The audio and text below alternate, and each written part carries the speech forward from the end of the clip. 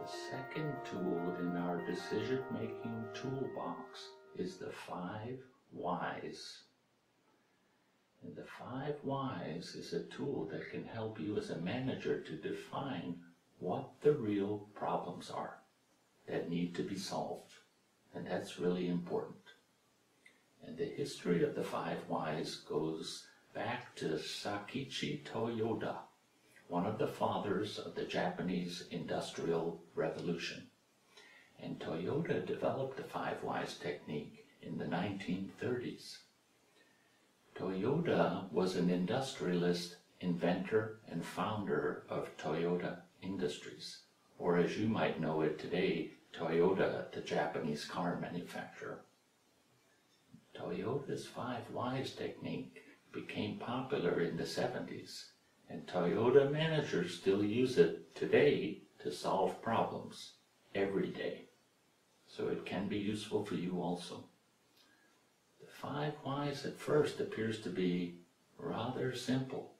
This is because when faced with a problem, one simply asks 5 times, why did that problem occur? The 5 whys tool is based on Toyota's go and see philosophy. And that philosophy states that gaining an in-depth understanding of the system and the processes and the conditions of a problem, wherever it might have occurred, is much more effective than when senior managers just reflect from a distance. So remember that. Those managers often reflect from a distance on what might have happened. In other words, the 5 whys allows managers to define what was the root cause of a problem, and understand the root cause of a problem is really important for you as a manager. As a matter of fact, it's more important than anything else. So now let's look at an example of how Toyota used the 5 whys in their factories today. But please remember, this technique can also be used in any kind of problem source identification. So it doesn't have to be a factory or a car factory or something like this. Remember that.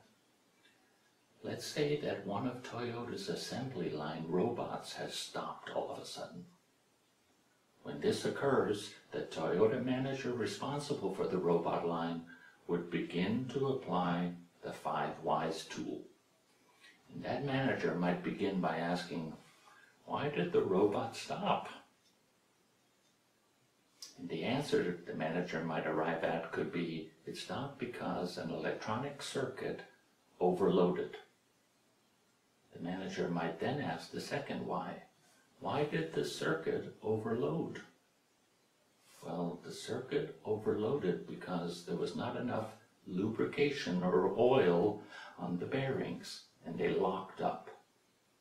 Then the manager might ask the third why. Why was there not enough lubricant on the bearings? Well, the oil pump on the robot is not circulating enough oil. And then the manager might ask the fourth why. Why is the pump not circulating enough oil? Well, because the pump intake is blocked with small metal pieces which fall in from the manufacturing process. And the manager might then ask finally the fifth why. Why is the pump intake blocked with small metal pieces?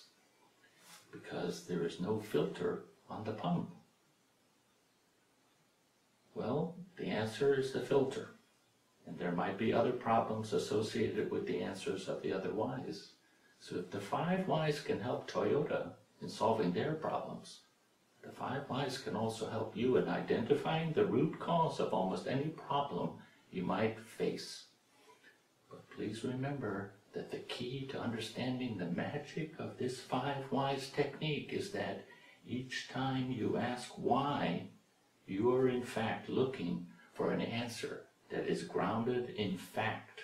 And the answer to each why must be an account of things that have actually happened, and not just events that might have happened. Also, please remember that you must keep asking why until you feel confident that you have identified the root cause. Because when you reach that point of the root cause, you can go no further. So it's important to be persistent and keep going until you identify the root cause. When you reach that end point, or the fifth why, the required actions you need to take should then become evident because of the questioning process. After completing the 5 whys analysis of the problem that you've identified, and you've now started to understand the causes of that problem, you can then decide how much action to take on, first, the cause of each of the 5 different why situations. Second, you can take action on the reason the problem was not identified in the first place. And third, and finally, you can take action on the cause for systems failures. And pay attention to the word systems, as the cause may be in the system and not in just that one assembly line process that you're investigating. Please bear in mind that the 5 whys questioning process is better suited to less complicated or moderately difficult problems. Complex problems, on the other hand, might require a different approach or a more detailed approach to the problem. But despite this, almost any problem can benefit from applying Sakichi Toyoda's 5 whys.